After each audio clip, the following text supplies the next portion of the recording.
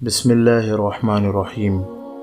حضرت ابو ذر رضی اللہ تعالیٰ عنہ نبی کریم صلی اللہ علیہ وسلم کا ارشاد نقل فرماتے ہیں کہ اللہ تعالیٰ نے ارشاد فرمایا، میرے بندو، میں نے اپنے اوپر ظلم کو حرام قرار دیا ہے اور اسے تمہارے درمیان بھی حرام کیا ہے، لہٰذا تم ایک دوسرے پر ظلم مت کرو۔ میرے بندو، تم سب گمراہ ہو سوائے اس کے جسے میں ہدایت دوں، لہٰذا مجھ سے ہدایت مانگو، میں تمہیں ہدایت دوں گا۔ میرے بندو، تم سب بھوکے ہو سوائے اس کے جس کو میں کھلاؤں، لہٰذا تم مجھ سے کھانا مانگو، میں تمہیں کھلاؤں گا۔ میرے بندو، تم سب برہنہ ہو سوائے اس کے جس کو میں پہناؤں، لہٰذا تم مجھ سے لباس مانگو، میں تمہیں پہناؤں گا۔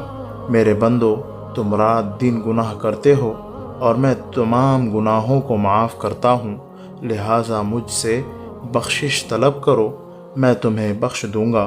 میرے بندو، تم مجھے نقصان پہنچانا چاہو تو ہرگز نقصان نہیں پہنچا سکتے، اور تم مجھے نفع پہنچانا چاہو تو ہرگز نفع نہیں پہنچا سکتے۔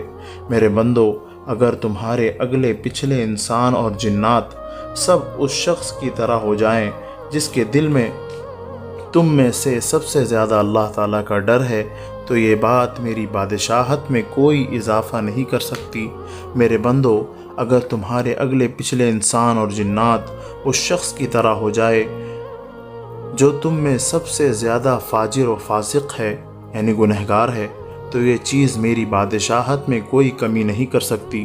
میرے بندو، اگر تمہارے اگلے پچھلے انسان اور جنات سب ایک کھلے میدان میں جمع ہو کر مجھ سے سوال کریں، یعنی مانگے، اور میں ہر ایک کو اس کے سوال کے مطابق عطا کروں، تو اس سے میرے خزانوں میں اتنی ہی کمی ہوگی جتنی کمی سوئی کو سمندر میں ڈال کر نکالنے سے سمندر کے پانی میں ہوتی ہے، اور یہ کمی کوئی کمی نہیں ہے۔